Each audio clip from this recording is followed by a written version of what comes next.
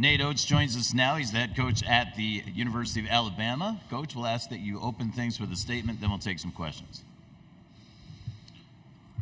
We had a good practice yesterday. We made it through injury-free, so I think as long as we can get through today's practice injury-free, we should be healthy for the first time in a while, and we're going to need to be healthy. We're going to need to use our depth against UConn, but I like where our guys' heads are at.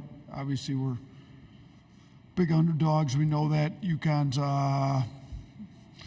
very good. You know, they've been running through the competition, but I don't think our guys are scared. I think our guys are confident in their abilities, and we're getting healthy. We'll be ready. We know it's going to be a tough game, but I think we've had good game plans going into the last few games here in the tournament. Our guys have done a good job executing them. I think we'll have a solid game plan. I think our guys are going to be pretty locked into what we have to do to get this thing done on Saturday.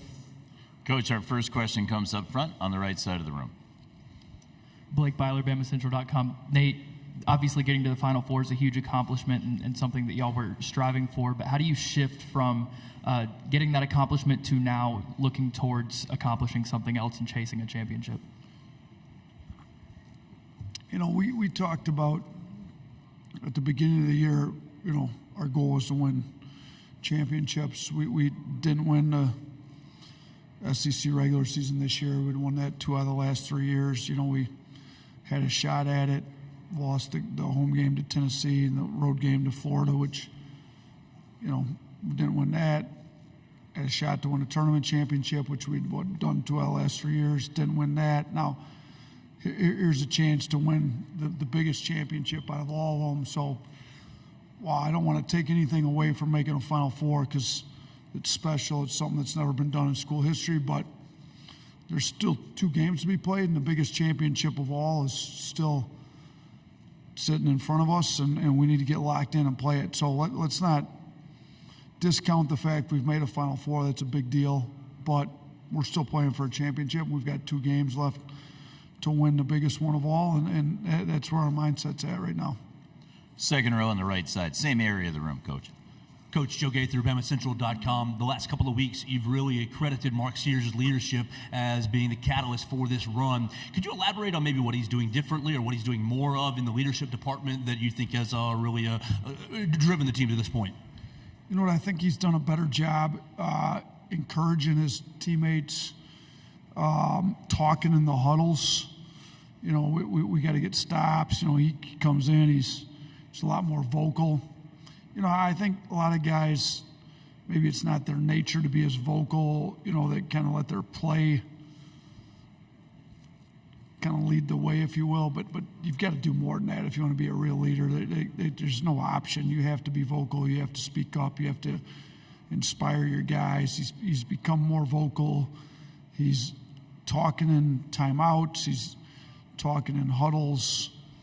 You know, he's making sure that he knows what the scouting report is so that he can really talk through with some of these younger guys what we have to do. So I think a lot of the more vocal, inspiring, holding guys accountable stuff he's been a lot better at. Coach, up front on the left, second row. Robert O'Connell, Wall Street Journal. Nate, over the last couple of years, UConn's gone from a solid offense to one of the top offenses in the country. Just in your scout, what accounts for that uptick? Like, what's gotten them to this premier level these last couple of years? You know what? I know Danny fairly well, as it's well documented, and I've had discussions with him. You know, we're obviously very analytics driven. They are too. You know, they take a lot of threes. They don't take too many tough mid-range. You know, you look at their shot chart, it's pretty similar to ours. Now, they're at the rim shots. They get a lot more post-ups than we do, but I think, you know, their shot geography, if you will, has become pretty clean with a lot of paint shots, threes. They get to the free throw line, you know, and I think that Danny's got a good feel for what he wants their identity to be. You know, we played them last year up in Portland at the PK 85 or PKI, whatever it was, and they do a really good job playing through a pretty dominant post player and getting their shooters wide open looks and not really settling for bad shots. They have no problem going deep into the clock to make sure that they get the shot that they want and are looking for, and he's got all kinds of different sets to get the types of shots they're looking for. The other thing they do a good job of is a guy gets hot, Spencer hits a three, they're probably going to run a play for Spencer next time down. He does a great job of controlling who gets the shots, and they're better players are going to get shots that are in their areas that they can make them, and I think he's done a really good job of that, and he's gotten really good players. Obviously, his recruiting's gone well, but you can get really good players and not put them in the right spots. He's got really good players and putting them in the right spots to get efficient shots. Coach, that same area, second row. Hey, Coach. Blake Neiman, Sun Devil Source. I was talking to Bobby Hurley the other day, and he said you guys have stayed in touch since your guys' time together at Buffalo. What has your guys' interactions been like through the years, and how impactful was he in preparing you for your first head coaching gig? Yeah, we've definitely stayed in touch. I mean, I wouldn't be here if it wasn't for him giving me a shot. So I feel like he's a mentor of mine. He's one of the best point guards to ever play. I learned a lot about point guard play in the 2 years I was with him, which the way that we want to play, we've had great guard play. We've done a pretty good job putting guards into the NBA, and I feel like I did learn a lot in those 2 years. We've stayed in touch on different things throughout the years. We've kind of stayed in touch on, he's had some really good teams. We've talked about them. Sometimes one of us is on a losing streak, kind of pump the other one up. We always see each other on the recruiting trail. How's recruiting going? When we played Arizona here, they allowed us to use their gym to practice in. And then obviously we both got the connection with Danny. It's his brother, and I've known Danny for a long time, and Danny's been pretty successful, so we'll text on some of Danny's games too on some of that stuff. So, different things, different areas, just kind of touching base on basketball related things throughout the years. And yeah, I mean, he coaches, him and his brother both coach super intense, and I'm not sure I'm quite at the level of intensity those two guys carry on the sideline, but we're pretty intense as well. And I think that there's a reason that their families won big in basketball at all levels. And I kind of learned how to I learned a lot of drills from Bobby, and I think he got them from his dad and from his brother, and we still use a lot of the drills I learned from Bobby. Just they're good. They shoot his dad probably his best drills in basketball, and the two of those, Danny and Bobby learned a lot from their dad, and I was able to learn a lot from Bobby and Danny as well. In the center of the room, Zach. New York Post. Three of the four coaches here were high school coaches like you were. How do you think that important is? How important is that for someone once you get to this level? And you always hear about there's so many great high school coaches who never do get that shot. What was it like for you also when you did finally get that shot? Yeah, I agree with that. I think there's a lot of really good high school coaches. I went against them up in Metro Detroit area, and I've gotten to know a lot of them. I still steal drills when I go on recruiting trips to see different high school coaches work. I mean, I've been fortunate enough to go into some pretty good high school coaches' practices. I think, I was fortunate. I got some breaks, and Bobby gave me my first break. If it wasn't for Bobby giving me that break, I wouldn't be here. And I think there's a lot of really good high school coaches that just never got a break. And, it's unfortunate, but there's only so many jobs out there, and, it's hard. Everybody's not going to get a break. So you kind of got to be ready for your breaks if they come. like, it is pretty cool that 3 of the 4 of us were high school coaches, and not that long ago. I mean, 11 years ago, I was a high school coach. It wasn't too long before that Danny made the jump straight from St. Benedict's to Wagner, and then, Keats was moved from high school to a college assistant a little bit more like I did, and then was able to get a head job at Wilmington. And I think it's pretty cool that 3 high school guys, I'm sure there's a lot of high school coaches out there looking at this Final Four, wondering if they can get a break. And I just tell them, keep working, be ready for a break if it comes. And, sometimes you got to make your breaks.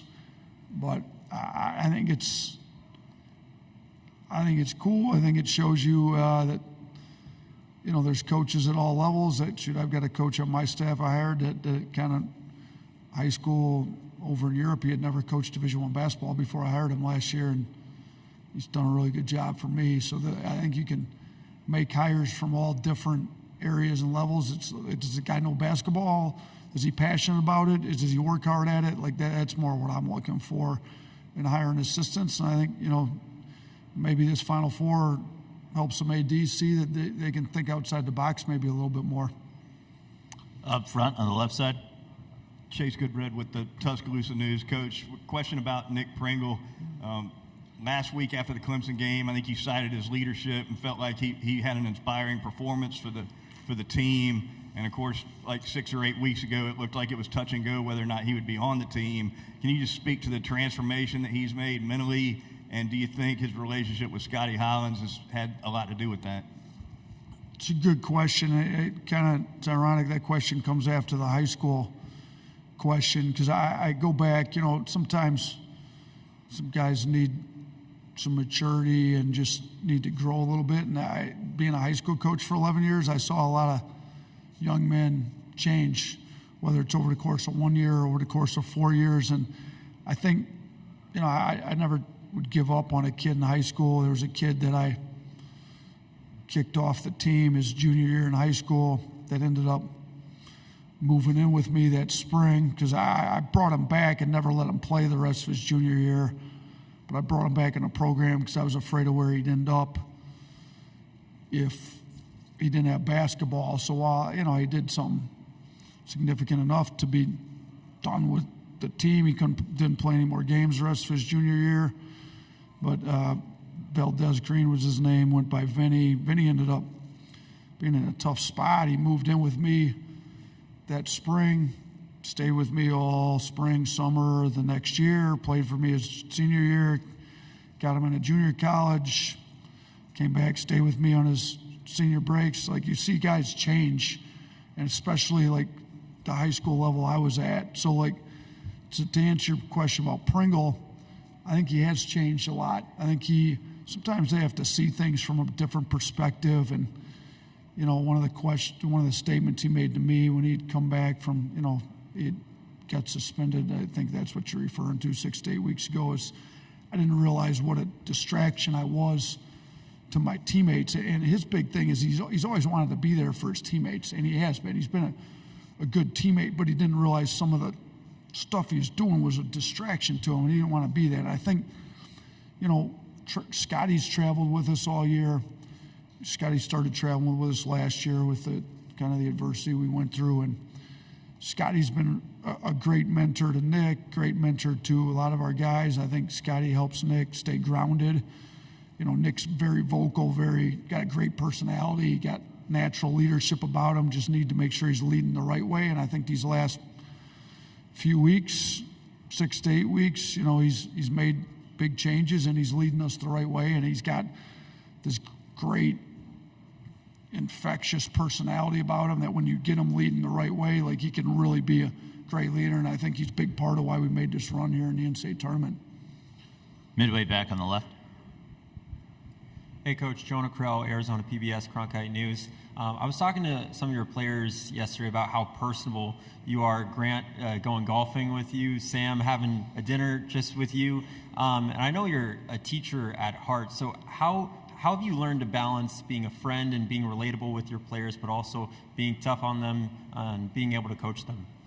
Yeah, I think again, I said it yesterday, I wouldn't trade my path for anything. I think being a high school coach helps me in that regard. The high school job I had wasn't one of these, they pay you a bunch of money to just be the basketball coach. Yeah, no, I had to actually teach a full-time teaching load. I was teaching 5 hours of math at Romulus, so I typically had, I taught Algebra 1, I taught geometry, so I had freshmen, I had sophomores, and I taught statistics. So then I had juniors or seniors. So I literally had my players dang near every year, like from their freshman year up through in math classes. So, and I'd have a freshman kid. So it was easier to build relationships with my players in high school because I get them every day in class, even in the off season. So in college, you have to create different ways to build it with them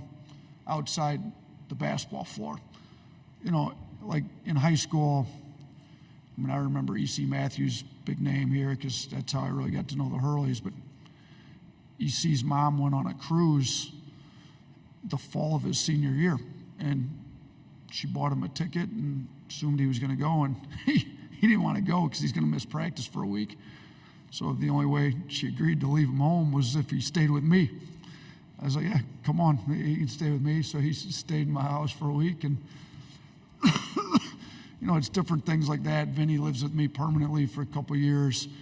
You have the whole team over for barbecue. You have the whole team over to shoot some pool. So, I made sure my house now, I've got a little nice game room where I've got pool table, ping pong table, got an Xbox, so I like to have the guys over. Now in college, it's a little different because they're not going to come over all the time. In high school, it's a little, you put food on the table. In high school, they're going to come. Like in college, they got a lot more resources. You can't just entice them with some food but I like to hang out with them off the court, enough. We've got look, when I got to Alabama, they had a pool table up, but apparently it didn't get used much, at least not by the coaching staff. So I've established myself as number one on the pool, the billiards. Everybody else can work down. Scotty Hollins, our team chaplains. We got an ongoing running tally. I'm on my head right now. He's probably the second best pool player, but we've also got a ping pong table in there. We got shuffleboard table in there.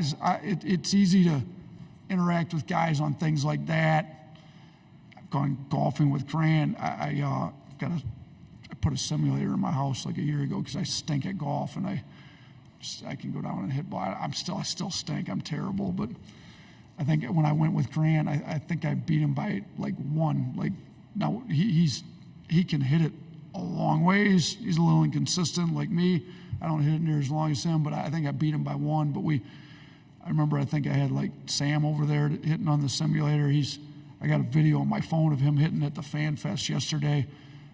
3 strikes, he was out. He missed the ball entirely 3 straight times. It looks similar to on my simulator, but I think when you're able to hang out with the guys a little bit, do some fun stuff. Shoot, I think the day before we left for the tournament, we had everybody out and went. They've got a new Pop Stroke mini golf thing in Tuscaloosa. We took the whole team out to that. Just get away, don't talk basketball, hang out, let them see you as a real person. I think it works a little bit. So, yeah, we try to do some of that type of stuff. We're going to welcome in Mark Sears, and we're going to start to transition to our full court press questions, but we're going to take one all the way back and all the way left. Hey, Coach. Brett Greenberg, Bama 247. I know you can't give specifics, but just from a recruiting perspective, what do you think this Final Four appearance does for you guys going forward? Does the recruiting pitch change? Talk about that for a second. Certainly doesn't hurt. I mean, if kids don't want to be a part of a winning team, I probably don't want to take them. So we've had one of the more, what would I say, modern offenses, one of the more recruitable 2 offenses in the country over the last 5 years. We've done we did a study. We've improved our guys' draft stock more than anybody in the country has over the last 5 years since we've been there. So we've got the NBA deal. We've had more lottery picks than anybody in the country. We've got the offense going. We've won at a high level, I think, since we've since I got to the SEC, they've given out 9 trophies. I think we have 4 of them. You know, there's 5 regular season, 4 tournament. They didn't have the tournament my first year. I think we've got 4. Kentucky's got 1. Tennessee's got 2. Auburn's got 2. So we've won those championships. We've got an offense. We put guys in the pros. Now we're competing on a national stage in the Final Four to win a national championship. So there's not a lot missing in the recruiting pitch now. So Preston's a big-time recruiter, and he's certainly using this Final Four run to our advantage for sure. And we'll see what type of dividends we can gain from it moving forward this spring and summer. Back of the room, just to the right of the aisle. White polo, thank you. Hey, Coach. Mike Miller, Field of 68 Daily. I asked Mark yesterday if there was such a thing as too many threes in a game. Now, you've run the calculus. You tell me, I'm sure Dan knows the calculus too. Is there such a thing as too many threes? No. It all depends on how the defense wants to guard us. I think you go back to our Purdue game. What did we shoot? 46, if I remember correct. Like, I don't really care. We'll shoot 50 in a game if that's how they want to guard us. And, you know, if they want to take the paint away, we'll take threes. If they want to take the threes away, we'll take the paint. Now, UConn presents a little bit of challenge because they've got Klingon that kind of roam the paint. I'm sure they're going to try to run us off the three-point line. So, you know, most games there's a pretty good mix of threes and paint shots. But, no, there's no max. I mean, shoot, we've made – my first year, we set the SEC record for threes made in a game, and we made 22 at Auburn. We broke that record, made 23 in a game. We've hit 20 plus, I think, 5 different times. Can't make 20 if you're not taking 40, 50 of them. So let them fly. We're going to take some full court press questions. Let's go to the second row.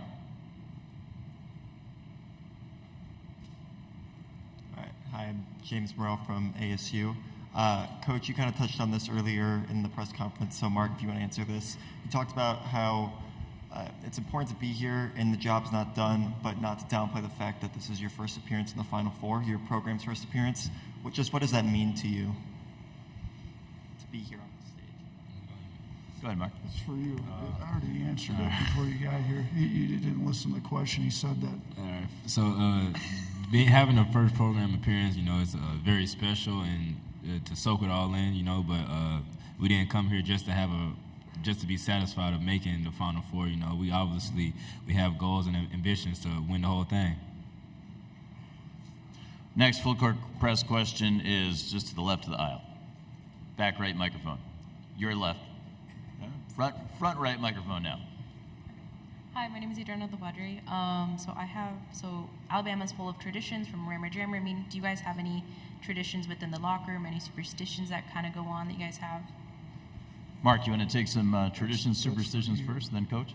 I don't say we have like any traditions with the Rammer Jammer, but I do personally. I love going there. You know, very good breakfast spot. I also go there occasionally for lunch.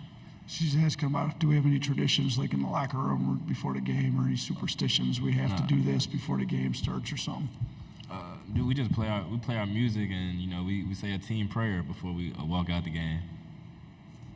It'd be a good question for Lamika Sears. Oh, yeah. I think she's got a few superstitions, I'm guessing. Yeah.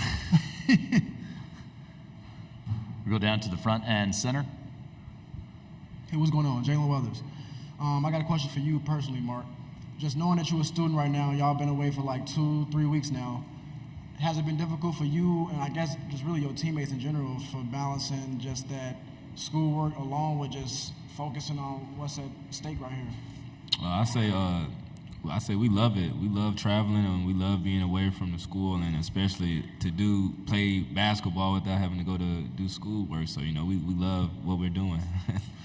We also travel our academic coordinator with us on these long trips. So Brittany's on these guys' mandatory study halls, but the school does a good job making sure we've got tutors on Zooms, and they're still doing their schoolwork.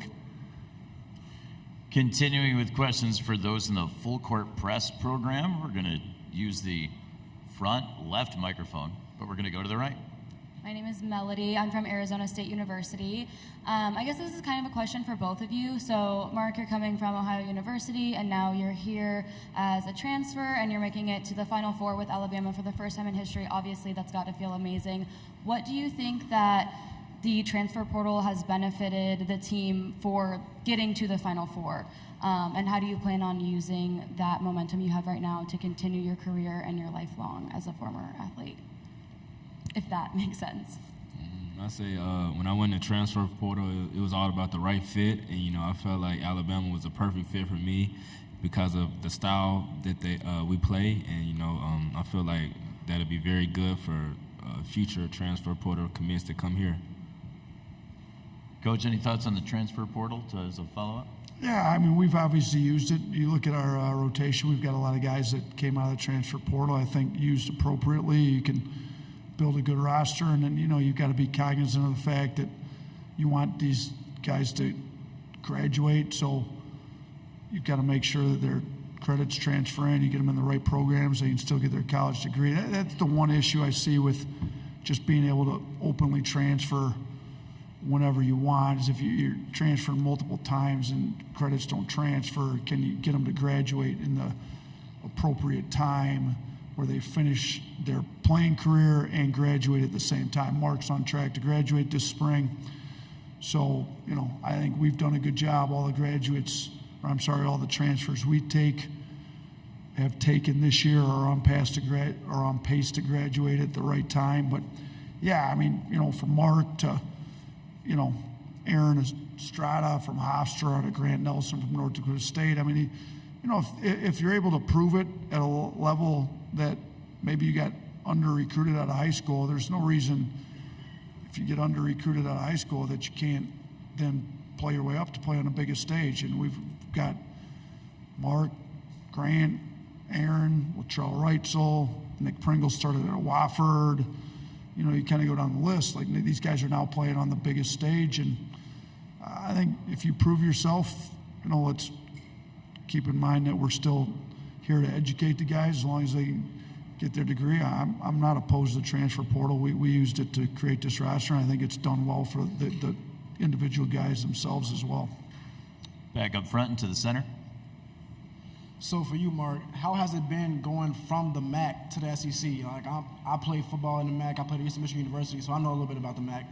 So knowing that MAC sometimes, it can get a little disrespect, you feel me? So knowing that you went from the MAC now to the SEC, how has that transition been for you personally? I said the guard play in the MAC is very similar to the SEC. We have great guards in the MAC, and then the only difference would be the big play. There's not going to be a 5-man in the MAC that can switch onto a point guard and stay in front. I say that's really the biggest difference between the MAC and the SEC, because SEC you got versatile big guys that can stay in front of the guards. He didn't play in the MAC when I was in the MAC because we had a versatile big guy that would have stayed in front of him, I think. No. Continuing with full court press questions, if there are any. We'll go to the third row. Back right, Mike. Hi, my name is James Lotz. I'm with ASU. I just wanted to ask, obviously tomorrow's the first time Alabama will be in the Final Four, and that's a big game. I just wanted to ask how you kind of handle the nerves going in and don't let the game get too big for yourself. I say just take it like it's any other game, just more people watching. That's the fun about it, just being able to play for the University of Alabama and just know this game has meaning and you're not just playing for yourself. Did you have a follow-up up front? We have time for one more. So, last question, man. How has it been being able to, like, you're on this big stage now, so knowing that you're on this big stage and it's the Final Four and those opportunities rarely come, better yet, even for y'all program. So knowing that y'all have this unique opportunity, how have you been able to find the balance between just seeing what's at stake, seeing that you got to focus on the moment, but at the same time just taking a step back to just be grateful for where you're at and just take a step back to just literally soak everything in? I really, when we first landed, that's when we started to soak everything in because, they were celebrating us and we got to see the trophy and people were handing us gifts and stuff. And I say it really stopped when we just started watching film. You know, we realized that we're here and we're not here to be satisfied just because we made it. You know, we want to prove more people wrong, and that's what we stand. We'll take one more from Full Court Press. Hello, my name is Josh from ASU. For Coach Nate, what lessons can you take from your time coaching high school that you could apply now, whether it's practically or anything like that? Yeah, I think on some levels, coaching is coaching. You've got to have relationships with your players because part of coaching is motivating them to play hard. I think if they don't trust you, if they don't believe in what you're telling them, they're not going to play at the same level they need to. So I think you got to build trust with your players. You got to be super knowledgeable. I think even coaches that build great relationships with their players, if they don't study the game and know what they're talking about, they lose trust. So relationships, trust, you got to have it all. Like you can't just, and you don't need to be their friend to build a relationship. I can have a really good relationship with them without, I'm not going to, you know, I'm almost 50 years old. I'm not going to be like hanging out with Mark on the weekends. He's going to do some different stuff, but I can have a great relationship with him. I felt like when I was a high school coach, I wanted to be the hardest working coach in the state of Michigan so that I could build their trust. You know, I had an assistant, a long-time assistant, Josh Baker, who went and took over his own program and won a bunch of state championships at Southfield Christian. But I used to tell him, if all we're doing is just teaching these guys how to put a round ball through a ring, we're wasting an awful lot of time. But if I can be the best coach they've had to where I get their respect, so then I can teach them how to grow into be a young man on a lot of other areas, you know, they respect you if they know you put the work in to make them better at what they're trying to do. And then you can use that to teach them life lessons and a lot of things. I think the same thing goes now. I mean, if they know I'm lazy and I don't know what I'm talking about, like they're not going to respect me as a coach, as a man. So let's be the hardest working guy, the most prepared coaches we can possibly be. You earn their respect. You treat them with respect. There's a way to, I've gotten on Mark over this year. We need him to guard a little better. We need him to play a little harder, and he's gotten it. But you can get on him without being disrespectful and have a relationship with them, get their respect, build it, get them to play hard. All of that's pretty similar, high school, college, all that. So those are the biggest lessons in coaching I think I was able to learn at a high school level. Now, tweaking game plans, X and O, obviously the higher you get up, the more information you have, the more you're able to do a little bit of that, the better that can go. But the crux of it, if you can't build a relationship, garner respect from your team, like high school, college, NBA, it doesn't matter, like you're not going to be a very good coach. We want to thank Coach Oats and thank Mark Sears for joining us here in the main interview room. Alabama's going to head to open practice out on the floor in just a few moments.